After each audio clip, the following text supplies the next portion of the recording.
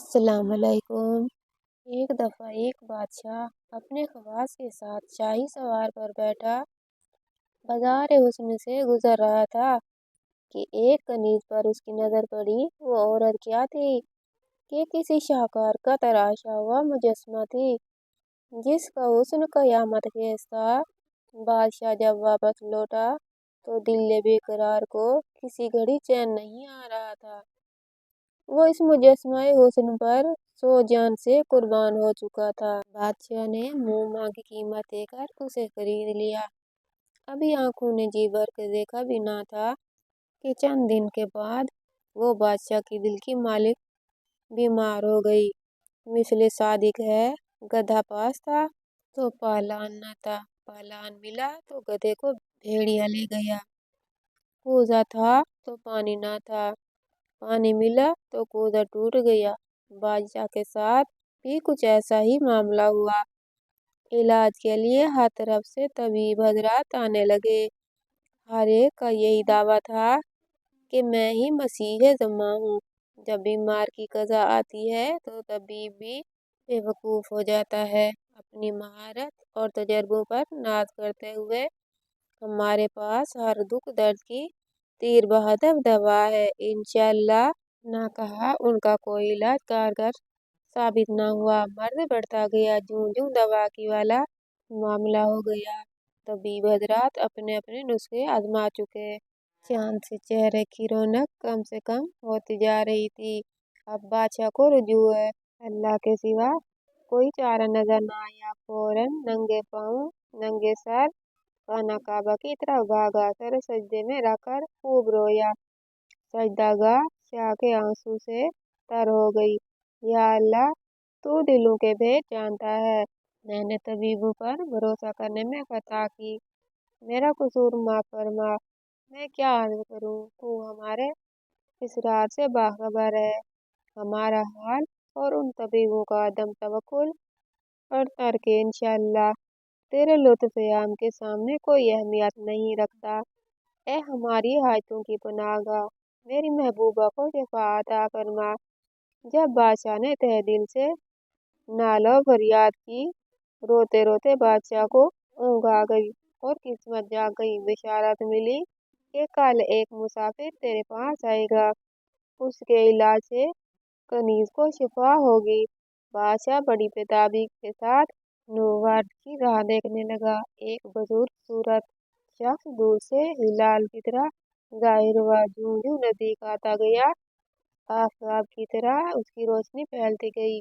बादशाह ने आगे बढ़कर उसका इस्तकबाल किया। कलाम और तवाम से फारिग होकर बादशाह उस बुजुर्ग को, जो एक तबीब था, महल के अंदर ले गया। तबीब ने मरीजा के चेहरे की रंगत और नब्ज देखी, बीमारी के अलामत और असबाब के मुतालिक गौर किया। सब कुछ देख सुनकर दिल में कहा, इसे सफराओ सौदा की वजह से मर्द लाहक नहीं हुआ, बल्कि ये मर्द इश्क है। ये मालूम कर लेने के बाद तबीब ने बादशाह से कहा, मैं बीमार से तखलिया में गुफ्तगू करना चाहता हूँ। सब लोगों के चले जाने के बाद तबीब ने पूछा, ऐ शाह बेगम, ये तो बताएं आप किस इलाके की रहने वाली हैं। ये इसलिए कि हर इलाके का तरीके इलाज मुख्तलिफ होता है। आप इस शहर से किस तरह जुदा हुई? ये कहकर मरीजा की नब्ज पर हाथ रख दिया। किसी के पाँव में कांटा चुभ जाए तो उसे निकालने के लिए कितनी काविश करना पड़ती है। पाँव जानू पर रखकर सुई के सिरे से कांटे का साथ मालूम करते हैं। जब न मिले तो उसे लब से तर करते हैं। जब पाँव का कांटा ऐसा दुश्वार याप हो तो दिल का कांटा मालूम करना क्यों मुश्किल न हो। कनीज ने अपनी दास्तान गम बयान करना शुरू कर दी। पहले अपनी सहेलियों और रिश्तेदारों के मुतालिक बताया। उनके जिक्र से न उसका रंग बदला, न नब्ज में तगय्युर वाक़ई हुआ। इसी तरह वो हर शहर और घर का जिक्र करती रही, जहाँ जहाँ इसकी बूद बाज रही। जब कनीज ने समरकंद में आने के मुतालिक जिक्र शुरू किया, समरकंद का नाम लेते ही उसके दिल से आह निकली और आंखों से आंसू जारी हो गए।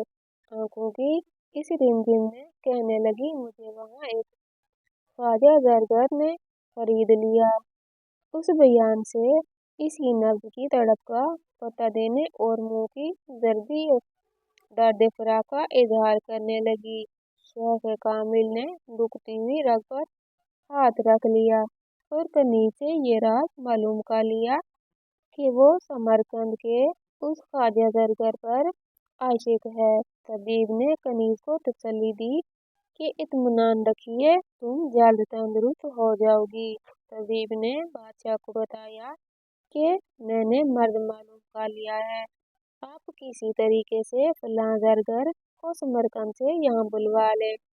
बादशाह ने अपने दो खास दाना आदमी समरकंद भेजे, जो उस सुनार से जाकर मिले और उसको इतला दी कि बादशाह तुम्हारी हुनरमंदी का च्योरा सुनकर बड़ा खुश हुआ है। उसने तुम्हारे लिए बेशकीमत फलत और मालोदर भेजा है। उसकी ख्वाहिश है कि तुम उसके पास आओ और उसके खास मसाहिबों में शामिल हो जाओ। बादशाह की यह इनायत देकर ज़रगर बहुत खुश हुआ। उसी वक्त अपना सब कुछ छोड़कर उनके साथ जाने के लिए तैयार हो गया। समरकंद का ख्वाजा ज़रगर जब महल में पहुंचा तो बादशाह ने उठकर उसकी ताज़ीम और हुक्म जारी किया कि तुम बेफिक्री के साथ हमारे पास रहो। बादशाहों के लायक सोने के जेवरात और बर्तन तैयार करो। चुनाचे वो बड़ी खुशी और दिलजमी के साथ अपने काम में लग गया। बादशाह ने उसके काम को देखकर खुशी का इजहार किया और कहा, मैं इसके सिला में तुम्हें अपनी खास कनीज अता करता हूँ। चुनाचे वही कनीज जो उस ज़रगर के फिराक में सूख कर कांटा हो गई थी, उसे दे दी गई। कनीज जब अपना दिलरुबा के पास पहुंची तो उसका दुख दर्द सब जाता रहा। देखते ही देखते वो चंद माह में सही सलामत हो गई। उसका खोया हुआ रूप फिर जोबन पर आ गया। अब तबीब कामिल ने ऐसा शरबत तैयार किया जिसे ज़रगर ने नोश किया और वो पानी में नमक की डली की मानित घुलने लगा। कनीज के सामने उसकी तवील बीमारी के सबब ज़रगर का रूप आहिस्ता आहिस्ता जाता रहा।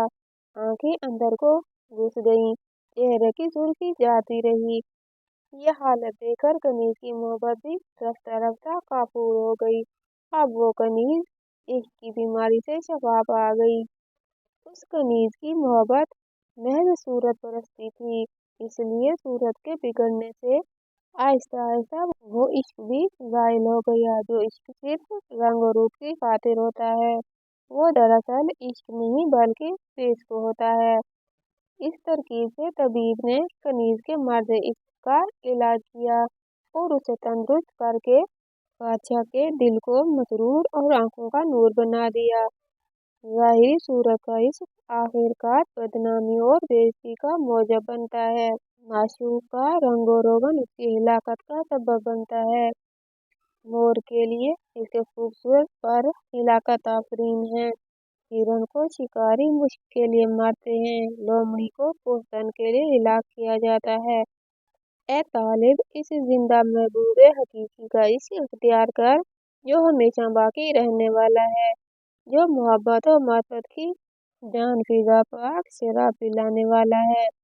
तू मायूसी से मत कह कि इस महबूबे हकीकी तक मुझे नालायकों की कैसे रसाई हो सकती है। हदीस शरीफ में है, जो बंदा मेरी तरफ बालश्त भर करीब आता है, मैं उसकी तरफ गज भर करीब हो जाता हूँ।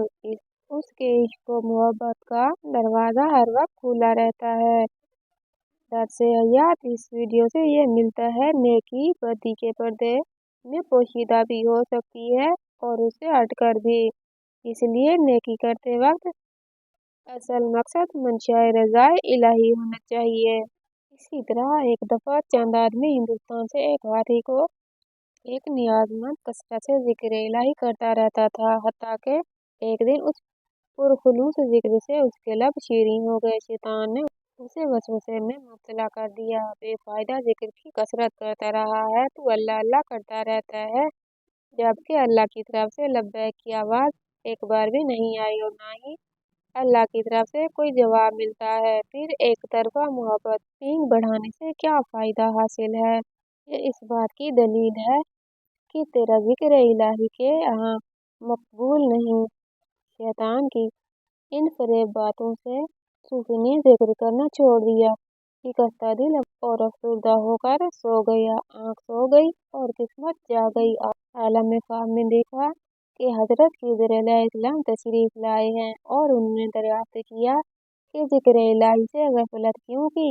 ऐ नेक तूने जिक्र हक क्यों छोड़ दिया। आखिर तू इस जिक्र पाक से पशेमान क्यों हो गया है। उसने कहा, बारगाह इलाही से मुझे कोई जवाब ही नहीं मिलता। इससे दिल में ख्याल आया कि मेरा जिक्र कबूल ही नहीं हो रहा। हजरत खिज़र अलैहिस्सलाम ने फरमाया, तुम्हारे लिए अल्लाह अज़्ज़वजल ने पैगाम भेजा है कि तुम्हारा अल्लाह ताला के जिक्र में मशगूल होना और दूसरा तुम्हारा पहली दफा अल्लाह कहना कबूल होता है, तब दूसरी बार तुझे अल्लाह कहने की तौफीक मिलती है और तुम्हारे दिल में जो सोज़ो गुदाज है वो मेरी चाहत और मोहब्बत और तड़प है। यही तुम्हारे जिक्र की कबूलियत की निशानी है। ऐ बंदे, मेरी मोहब्बत में तेरी ये तदबीरें और मेहनतें सब हमारी तरफ से जज्बो कशिश का ही अक्स हैं। ऐ बंदे, तेरा खौफ और मेरी दाद से तेरा इश्क ही मेरा इनाम है और मेरी ही मेहरबानियाँ मोहब्बत की कशिश है कि तेरी हर बार या अल्लाह की पुकार में मेरा लब्बैक शामिल होता है। तुम्हारे जिक्र की कबूलियत की निशानी ये है कि तुम्हें जिक्र हक में मशगूल कर दिया है। एक जाहिल और गाफिल जिक्र हक और दुआ मांगने की तौफीक से महरूम रहता है। अल्लाह अज़्ज़वजल के जिक्र का अजर खुद उस जिक्र में ही पोशीदा होता है। अल्लाह ताला अपने जिक्र और याद की तौफीक उसी को अता करते हैं जिससे खुश होते हैं और यही उसकी कबूलियत की दलील है। नेकी करने की तौफीक भी अल्लाह ही देता है। शैतान हरदम इस कोशिश में रहता है कि किसी तरह इंसान को अल्लाह ताला का जिक्र से बाध रखे।